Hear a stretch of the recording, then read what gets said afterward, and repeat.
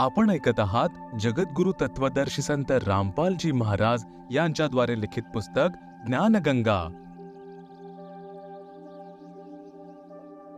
पवित्र पुराणांचे रहस्य। पुराण समजण्यासाठी कृपया हे लक्षात ठेवावे की श्री ब्रह्मा पुराण, श्री विष्णू पुराण आणि श्री शिवपुराण ब्रह्मच्या लीलांनी सुरू होतात, ज्याला प्रथम अव्यक्त गीता अध्याय 7 श्लोक 25 मध्ये म्हटले आहे, जो गीता अध्याय 11 श्लोक 32 मध्ये म्हणतो की मी काल आहे। यालाच क्षरपुरुष किंवा ज्योतिनिरंजन देखील म्हटले जाते। यालाच सदाशिव कालरूपी ब्रह्म असे देखील म्हटले जाते। हाच ब्रह्मांडामध्ये एका ब्रह्मलोकाची रचना करून त्याच्यावरील भागामध्ये राहतो। हाच महाब्रह्मा, महाविष्णू आणि महाशिव म्हटला जातो आणि त्या क्षेत्राला काशीही म्हटले जाते। त्यामध्ये रजगुण प्रधान, सतगुण प्रधान, तमगुण प्रधान 3 स्थाने बनवून आपली पत्नी दुर्गा म्हणजे महालक्ष्मीला सोबत ठेवून 3 पुत्र रजगुण श्री ब्रह्माजी, सतगुण श्री विष्णूजी, तमगुण श्री शिवजी यांची उत्पत्ती करून अचेत करतो। अचेतन अवस्थेतच त्यांचे पालन पोषण करत राहतो। तरुण झाल्यावर श्री ब्रह्माजी यास कमळाच्या फुलावर, श्री विष्णूजी यास शेषनागावर आणि श्री शिव यास कैलास पर्वतावर सचेत करतो। या तीनही प्रभूंना स्वतःलाही ज्ञान नाही की आपला उत्पत्तीकर्ता कोण आहे। हा कालरूपी ब्रह्मच विष्णुरूप धारण करून आपल्या नाभीपासून कमळ उत्पन्न करतो, त्यावर श्री ब्रह्माजींना ठेवून शुद्धीवर आणतो। हाच जेव्हा वाटेल तेव्हा श्री विष्णू, श्री ब्रह्मा, श्री शिव यांचे रूप धारण करून दृष्टीगोचर होतो। हा काल आपल्या वास्तविक रूपामध्ये कधीच प्रकट होत नाही, जे कालने श्रीमद भगवद्गीताचे ज्ञान देताना दाखवले होते। गीता अध्याय 10 आणि 11 मध्ये प्रमाण आहे। श्रीमद भगवद्गीता अध्याय 11 श्लोक 47-48 मध्ये म्हटले आहे की हे अर्जुन, हे माझे वास्तविक कालरूप तुझ्या व्यतिरिक्त ना तर अगोदर कोणी पाहिलेले आहे आणि नाही यापुढे कोणी पाहू शकतो। हे तर मी तुझ्यावर अनुग्रह करून दाखवले आहे।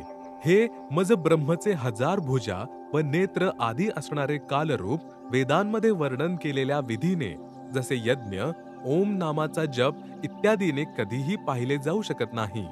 भावार्थ आहे की वेदांमध्ये वर्णन केलेल्या विधींनी प्रभूची प्राप्ती नाही, म्हणून ऋषी महर्षींनी वेदांमधील ओम नाम हे प्रभुप्राप्तीचे समजून प्रभुप्राप्तीसाठी यज्ञ आणि ओम नामाच्या जपाच्या घोर साधना केल्या, परंतु ब्रह्मचे दर्शन झाले नाही। कोणी कमळांमधील प्रकाश पाहिला, कोणी शरीरात ज्योत पाहिले आणि धून ऐकली, जे काल ब्रह्मचे कपट आहे। कोणी कोणी सहस्र कमळांमधील 1000 ज्योतींचा निघणारा प्रकाश पाहून प्रभूची प्राप्ती मानली, जसे एकाच ठिकाणी एकाच रंगाचे 1000 बल्ब एक दुसऱ्याला जोडून गोलाकार रूपात प्रकाशित केले आहेत। दुरून पाहणाऱ्याला एकच प्रकाश समूह दिसतो, अगदी जवळ गेल्यावर समजते की हा तर बल्ब दिव्यांचा प्रकाश आहे। अशा प्रकारे काही साधक हठयोग करून शरीरामध्ये अंतर्मुख होऊन ज्योती प्रकाश पाहून प्रभूची प्राप्ती झाली असे मानतात। काल याच्या त्याच जाळ्याला आनंद मानून आपले अनमोल जीवन नष्ट करतात। वेदांमध्ये स्पष्ट लिहिलेले आहे की परमेश्वर सहशरीर आहेत। यजुर्वेद अध्याय 1 मंत्र 15 आणि अध्याय 5 मंत्र 1 मध्ये याचे प्रमाण आहे। अग्ने तनुर असी विष्णवे त्वा सोमस्य तनुर असी। याचा शब्दार्थ असा आहे की परमेश्वर शरीरयुक्त आहे, त्या सर्व पालनकर्त्या अमर पुरुष सत्पुरुष यांचे शरीर आहे, अर्थात परमेश्वर आकारयुक्त आहेत। म्हणूनच ऋषींनी प्रभूच्या दर्शनासाठी घोर साधना केल्या, परंतु वेदांमध्ये वर्णन केलेल्या विधींनी प्रभूची प्राप्ती होऊ शकत नाही। त्यामुळे आजपर्यंत सर्व साधक ऋषी आदींनी आपल्या अनुभवांच्या आधारे पुस्तकांची रचना केली आहे, जी वेदांच्या ज्ञानाविरुद्ध आहे। आता सर्व भक्त समाज पवित्र वेदांच्या जागी अन्य महर्षी अथवा संतांच्या अनुभवातून निर्माण झालेल्या पुस्तकांच्या ज्ञानावर आधारित झाला आहे।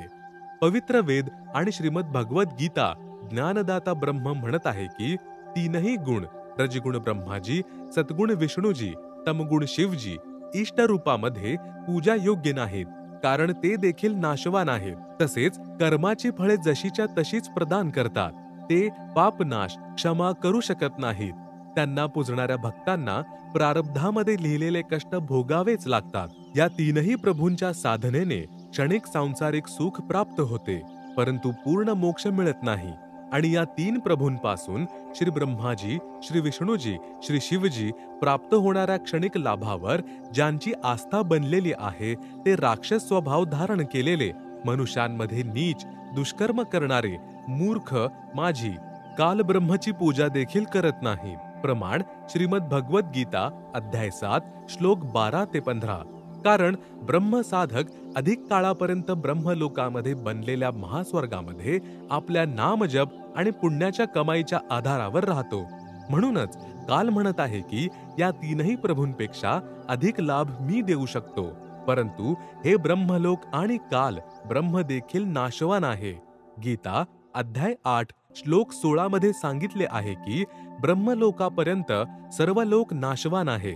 तसेच गीता अध्याय 2 श्लोक 12, अध्याय 4 श्लोक 5 मध्ये स्वतः गीता ज्ञानदाता ब्रह्म काल म्हणत आहे की माझाही जन्म मृत्यू होतो, अर्थात मी नाशवान आहे. म्हणूनच पवित्र गीता अध्याय 7 श्लोक 18 मध्ये म्हटलेले आहे की जे चौथ्या प्रकारचे माझे ब्रह्मसाधक जे ज्ञानी आहेत ते वेदांच्या ज्ञानाच्या आधारावर जाणून घेतात की केवळ एक पूर्ण परमात्मा हेच इष्ट रूपामध्ये पूज्य आहेत, तेच पापनाशक पूर्ण मोक्षदायक आहेत.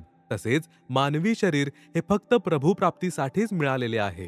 त्यांनी वेदांचा स्वतःच असा निष्कर्ष काढला आहे की ओम हाच एक प्रभुप्राप्तीचा मंत्र आहे. याच ओम मंत्राचा जप करत हजारो वर्षे साधना करून आपले शरीर समर्पित म्हणजे जीर्ण केले, परंतु प्रभू दर्शन झाले नाही. इतर सर्व फळे मिळाली, काही सिद्धी प्राप्त झाल्या, स्वर्ग महास्वर्गात उच्चपदे प्राप्त झाली. नंतर भजनाची, नामजप आणि पुण्याची कमाई समाप्त झाल्यानंतर पुन्हा जन्म मृत्यू आणि 84 लक्ष प्राण्यांच्या शरीरामध्ये दुःखद कष्ट आणि नरकामधील पापकर्माचे फळ देखील भोगावे लागेल.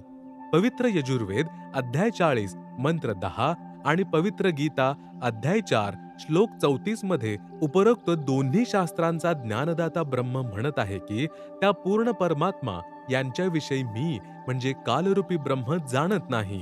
त्या परमेश्वर यांच्याविषयी पूर्ण माहिती अर्थात तत्वज्ञान आणि त्या परमेश्वराच्या प्राप्तीचा विधी अर्थात पूर्ण मोक्ष मार्गाच्या माहितीसाठी तत्वदर्शी संतांचा शोध घे. त्यानंतर ते जशी साधना सांगतील तशी कर.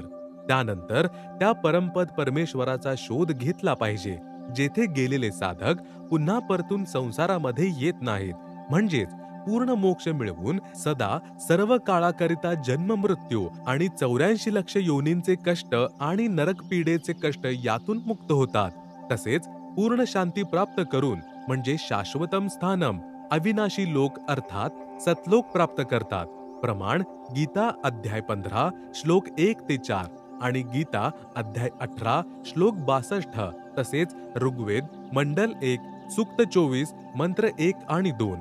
तत्वदर्शी संत न भेटल्यामुळे सर्व ऋषीजन वेदांनुसार साधना करूनही महाकष्टातच राहतात. म्हणूनच गीता अध्याय 7 श्लोक 18 मध्ये म्हटले आहे की जे ज्ञानी आत्मा आहेत ते आहेत तर उदार, कारण प्रभुप्राप्तीसाठी ते तन मन धनाने वेदांनुसार साधना करत आहेत, परंतु ते देखील मज कालब्रह्मच्या अनुत्तमाम अतिनिकृष्ट गती अर्थात साधनेने मिळणाऱ्या लाभावरच आश्रित आहेत, ज्यामुळे यांचा पूर्ण मोक्ष होऊ शकत नाही. जन्म मृत्यू व नाना प्राण्यांच्या शरीरात आणि नरकात कर्माधारावर कष्ट कधीच संपू शकत नाहीत. ज्योतिनिरंजन म्हणजे कालरूपी ब्रह्मने शपथ घेतलेली आहे की मी कधीही कोणालाही कोणत्याही साधनेने आपल्या वास्तविक कालरूपामध्ये दर्शन देणार नाही. म्हणूनच हा कालरूपी ब्रह्मच आपल्या पुत्रांच्या म्हणजे ब्रह्मा विष्णू शिव रूपामध्ये दृष्टीस पडून अनेक लीला करतो. ज्या कारणाने इतर जन असा विचार करतात की ही लीला भगवान विष्णूने केली, कधी म्हणतात ही लीला श्री ब्रह्माने केली, कधी म्हणतात ही लीला श्री शिवने केली. जसे सर्वसामान्य व्यक्ती म्हणते की श्री ब्रह्माजी यांची उत्पत्ती श्री विष्णूजी यांच्या नाभीतून कमळावर झाली, त्यावेळी श्री विष्णूजी यांच्या रूपामध्ये कालने आपल्या नाभीपासून कमळ प्रकट केले होते. ब्रह्मा पुराणामध्ये सृष्टीचे वर्णन नावाचा अध्याय श्री लोमहर्षण ऋषींनी, ज्यांना सूतजी देखील म्हटले जाते, आपले गुरुदेव श्री व्यास ऋषींकडून ऐकलेले ज्ञान सांगितले आहे. श्री व्यासजी यांनी श्री नारदजी यांच्याकडून ऐकले आणि श्री नारदजी यांनी आपले पिता श्री ब्रह्माजींकडून माहिती मिळवली होती. श्री ब्रह्माजी यांना स्वतःला ज्ञान नाही, मी कोठून उत्पन्न झालो. श्री देवी महापुराण 3रा स्कंद. याचा भावार्थ असा नाही की पुराणांमधील ज्ञान चुकीचे आहे. जे ज्ञान श्री ब्रह्माजी यांनी शुद्धीवर आल्यानंतर सांगितले ते त्या स्तरापर्यंत तर योग्य आहे, परंतु शुद्धीवर येण्यापूर्वीचे ज्ञान दंतकथा म्हणजे लोकवेद आहे, जे पूर्ण परमेश्वर यांनी पहिल्या सतयुगामध्ये सत्सुकृत नावाने प्रकट होऊन तत्वदर्शी संतांच्या रूपामध्ये तत्वज्ञान आणि वास्तविक सृष्टी रचनेचे ज्ञान श्री ब्रह्माजी, श्री मनुजी आदींना दिले होते. त्यांनी ऐकूनही न ऐकल्यासारखे केले होते. तत्पश्चात जेव्हा श्री ब्रह्माजींना त्यांचेच वंशज विचारू लागले, त्यावेळी त्या ऐकीव ज्ञानाच्या आधाराने काही सरमिसळ करून पूर्वीचे ज्ञान सांगितले आहे, ज्या कारणाने कोणतेही पुराण निर्णायक ज्ञानयुक्त नाही. एखाद्या पुराणाच्या आधारे सिद्ध होते की श्री विष्णूजी यांची उत्पत्ती श्री ब्रह्माजींपासून झाली. दुसऱ्या पुराणाच्या आधारे सिद्ध होते की श्री ब्रह्माजींची उत्पत्ती श्री विष्णूजींपासून झाली, इत्यादी इत्यादी. याच कारणाने सर्व ऋषीजन आणि श्री ब्रह्मा, विष्णू व शिवजी देखील संशयातच आहेत.